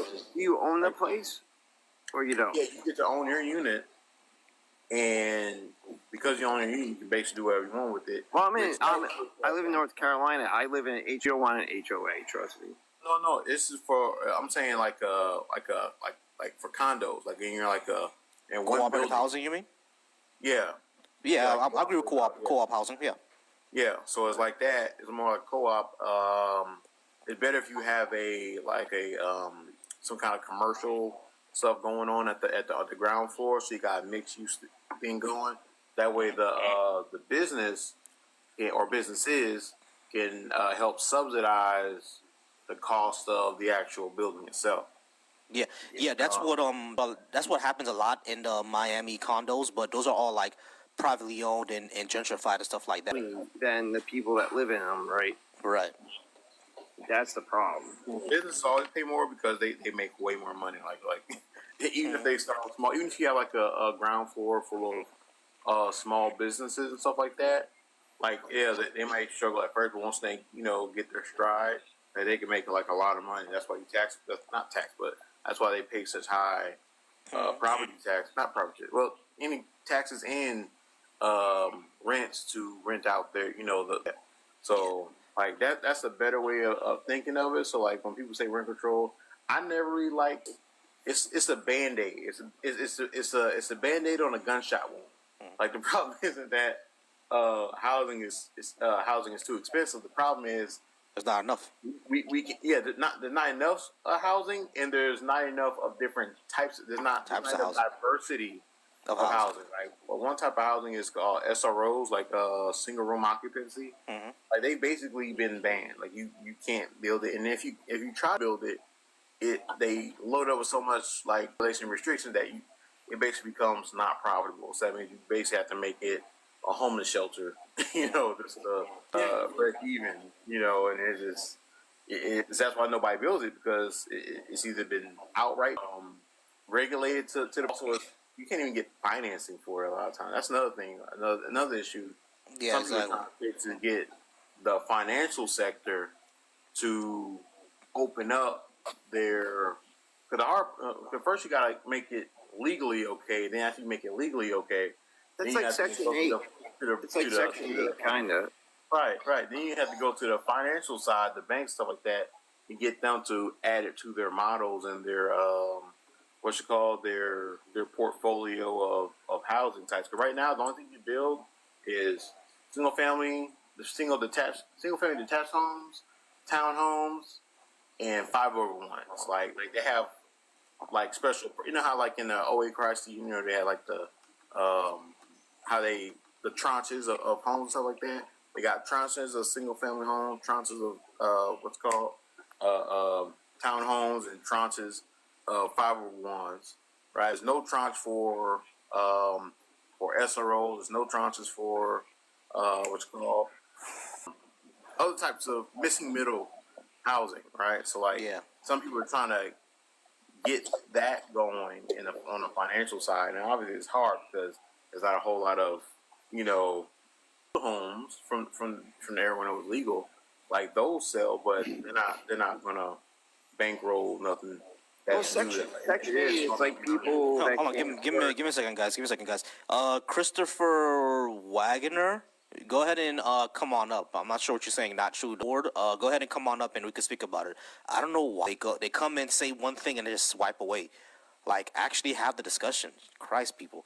But So Section 8 is, you don't say, can I ask where you live? I live in, basically I live in Charlotte. It's kind of complicated. Basically, I'm on like the border with North Carolina and South Carolina. So it's kind of like, basically I'm in New Jersey, but in South Carolina. No, well, I lived in New Jersey, and I was a super, and they had people come in to check, make sure clean, and they only got their money if the apartments were clean, and they could only work this much. That's the fucking problem. Like, they wouldn't let the people get out underneath the fucking government's thumb. That's the fucking thing I was trying to talk about. with me, and it's how Section 8 works everywhere, by the way, but it's basically a lottery. You have to, like, essentially win Section 8, and if there are people time they win it, I mean, so... no, that's how it was in New Jersey, too, yeah. That's how it was in Jersey, too, yeah, it's essentially a lottery. But, yeah, I don't like how much the way of a that lottery, works. though, right? Yeah, exactly. You had to lose everything, yeah. Yeah, exactly. So, like, I think we should a state of guaranteed housing where we just find you a home, but we do that with the way that Trill was saying, you know what I mean? Change cooperative housing, things like that, in order for us to have more units. I think that's a good thing, but should you have to take care of them and keep them up? Yeah, of course. I think if you're living in an area, most people aren't gonna live like slobs, right? Like I think there'll be rules. Like even in cooperative housing, there's gonna be rules where you guys have to make sure you keep your place clean, and it can't be smell and have trash everywhere because it causes disease. I get that. Yeah. I was a super for like 15 years, and I also lived in Patterson, and my mother-in-law. Everywhere, 25, 30 cats, and we had a 2-family house, and I couldn't even afford a health and stuff. I had my kids in there. I know it. No, I couldn't even call on her. They're like, "You own half the house." I was like, "Are you kidding me? My kids have to deal with this crap." They don't care. A good point about means testing. That's another thing. Policies that we talk about, like that's like. Because I like to bring up this talking point. Well, people that's on welfare because it's means tested. Yeah. Right. People don't want to a better job. I'm sorry. People want to take a better paying job. The problem is to take a better paying job. The better paying job ain't gonna pay them enough to make up for the shortfall. I think it was called. Yeah. No, I understand what you're saying, but it's also mental health to make up as for well. what welfare benefits was actually paying for. So the solution isn't to have more means testing, actually to eliminate the means testing and just tax people back on the back end. So make it universal. You know what I mean? And if a rich person feels that they want to use food stamps, fine, let them do it, and then tax their ass at the end of the year because they're fucking rich. Well, I honestly think that most people that have a hard time paying rent and stuff, I think it's more of a mental health issue than a physical. Well, it could be physical, or I'm not going to say laziness because I don't think that, but I think it's more mental health. I've seen it as a super, and I've talked to people, and it's been a very mental health issue. I'll be quite honest with you. If you're hurt, I understand. Yeah. If you're lazy, you don't deserve it. It's not even that though. A lot of times, it's really just the fact of some people need guarantees, right? Like if you grew up in a situation where there was like for a fact, right, that you're going to have your Section 8, for a fact you're going to have your food stamps, right? That's a guarantee. You can't guarantee a job. You can't guarantee that the job is going to get to more prosperity. You can't guarantee that, but you can guarantee that you get some food stamps every month. Well, you know what? The guarantee is you, because you seem like you're got your head on straight, right? Am I wrong? I live in the suburbs, so I never had to live like that. But I'm saying other people who weren't privileged like me. No, I understand. And poverty and insecurity. If you grew up in insecurity, you get something like food stamps. So that's what. Okay, dang, I got something stable. I got something that I can bet on. I can guarantee. Because even if you bet on yourself, you can bet on yourself. But if you stay up, and no one's going to be able to, and no one's going to save you. So, like, it's safer. It's safer to rely on these government services, and it's better if we just make it universal. And again, tax people who don't need it on the back end. Yeah. Well, I grew up on food stamps, and I was like, I don't want a fucking guarantee on that. I want to be able to take care of myself. That's basically that's propaganda, right? I'm not gonna lie to you. This is propaganda. You allow people to propagandize you to believe that being on food stamps is a bad thing. It's just something that you need for the time being. If you think about it, you'd be like, okay, I'm on welfare forever. I'm on food stamps forever long. Don't matter. And when you feel like you don't need it, you'll just stop using it, or you'll reach you'll eventually reach an income. You're gonna reach the point where they tax So like I don't understand why again we just make things more complicated than it needs to be. Just simplify it. Hey, give me a second, guys. Hey, Duder, can you come up, please? I'm not understanding what you mean. All right, I'm inviting you, but don't decline it. Just come up because I'm not. Go ahead, Trill.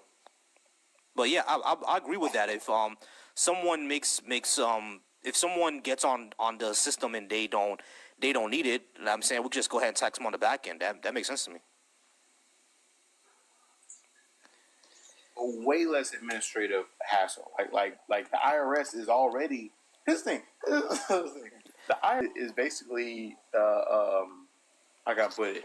I'm sorry, Trill. Let me just interrupt. Let me just interrupt one more time. Duder, I don't get the why/ means, but yeah, I believe in leftist policies. Like that's why I'm inviting. Yeah, what is? I know the way YN. I know what YN means, right? But a lot of people are not using Y/N, and I'm not sure what they mean by that. Duder, I'm not gonna. Yeah, hey, Duder, I'm not gonna keep talking to the comments. Just come up. Like I'm not gonna keep talking to the comments. But go ahead, Trill. I don't know. It's just like a lot of revelation I've had. Just like getting basically detoxing myself from the right wing agenda about government in general and also its services. When it comes to the IRS, like the IRS is basically our debt collectors, right? Like they're basically checking. So when it comes to whether or not you're eligible for government services, the IRS can handle that, right? They can determine. They know how much you're making. They know your living situation. Provide them with that information. So they find out, okay, you make $100K a year, and you're on food stamps. Either A, you have a good excuse that you can send to them. They're like, okay, well, you have X amount in debt. You have X amount in whatever else. They say, okay, even though you make $100K a year, your expenses are such that it actually makes sense you have food stamps, right? Mm-hmm. Or they're like, you're just like single with no kid, but you make $100K, but you get food stamps. No, we're gonna tax your ass. Yeah, exactly.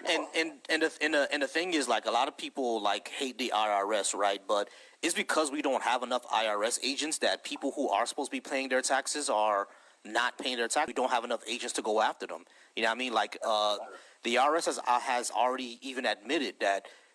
Because they don't have enough people and lawyers to go, it's just easier to go after the poor people who don't. You know what I'm saying? It makes a lot more sense. It's a lot more cost effective, etc. So that's why they don't. And we always wonder how come the IRS is always borrowing the little guy. They literally don't have enough agents to bother the big guy. So it's like we are gonna fund them properly and give them more agents, or we're the guys who could afford to pay more taxes are going to keep getting away with. That makes no sense. They should be. The rich people pay them not to go after them, so they go after us. Yeah, exactly. Basically, that's exactly what's happening. They're essentially paying them to not go after them, and they come after us. You know what I mean? But like we need to have a system where we have more competent and robust agents, resources to go after the people who should be going after. They won't because they're paying off the agents to go after us to pay their taxes. Right? I'm just passionate. No, it's all good.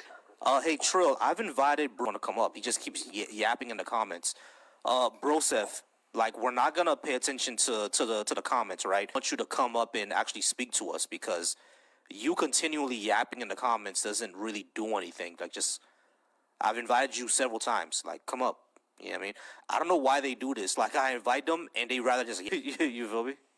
The ideas as well. If he wants to come up and discuss it, I mean, I'm not going to say him as long as he's in the thing. But if he really wants to know what me, the trill progressive, the trill one, believes about about immigration policy, please come up and I'll let you know. And I think you'd have a new view of it if you're interested. Yeah, exactly. I don't mind talking about immigration and border policy and all that good stuff. So it's all good and well. But I'm gonna get out of here soon because I've been on for wanted to do a really quick one tonight. You know, to stay consistent, stay in the algo. You feel me? Definitely feel that. Oh, I got one last thing to say about the IRS. Like, here's the thing. I have a conspiracy theory in my mind. I kind of want to express and see what y'all think. I think that the whole fight to defund or eliminate the IRS is a psyop. I think people are gonna think that, we get rid of the IRS. That means it's gonna go to the states. And I think it will at first, but I think their ultimate goal is to privatize the tax system, right? That way, instead of the government doing doing the administrative work for the taxes, they're like, oh man, the government, we're not good at administration for taxes, so we're gonna we're gonna privatize it and let TurboTax, and they give us a year, Yeah, I think that's gonna be the ultimate goal. People gonna think, oh, we're gonna be paying less taxes. No, bitch, you're gonna pay sometimes because now they need be more. You have to pay for the bureaucracy for it. Yeah, the profit. Yeah, you got to pay for the bureaucracy for it. What I think is gonna, because that's essentially techno feudalism, right? They've all wanted to go back to a state of feudalism. That's what the Peter Tills and the Nicolans and the Curtis Yarvins of the world. That's what they want. They want to go back to feudalism with businesses being the feudal lords. You know what I mean? So if taxes are going to be run through a private company like TurboTax, and the prisons are going to be running through a private prison like what is it called, Geoforce or Geocorp, one of those. If that becomes national and they're run the prison, yeah, I mean they'll do the same thing with transportation. They'll do the same thing with electricity. BlackRock will be everyone's landlord. And, Bank of America would be, everyone's bank. You know what I'm saying? So it's like, that's what they want. They want all the companies to, and everything Raytheon would be the people you get a job from. You know what I'm saying? So that's what they want. They want all of the technology and all the companies to be the new lord. They're essentially renting from our new feudal lords. You know what I mean? They basically want to set themselves up as the new nobility under. It's going to be a republic, a democracy in name only. You know what I'm saying? Just like how the Democratic Republic of North Korea is a Democratic Republic in name only. I think that's what they want. Or for the right wingers, was the People's Republic Communist Party? There you go. Like it's communist name on it's really just state capitalism, but Sure. I'm gonna go ahead and get out of here. Do appreciate you being here, and I'll talk to you soon. All right. Let me just do my closings out. All right, man. See you. So yeah, appreciate you. All right, guys. I appreciate the conversation. I'll be on tomorrow again at 7 p.m. or at least 6:30 to about 9 o'clock. You guys are wonderful. Remember to remain smart.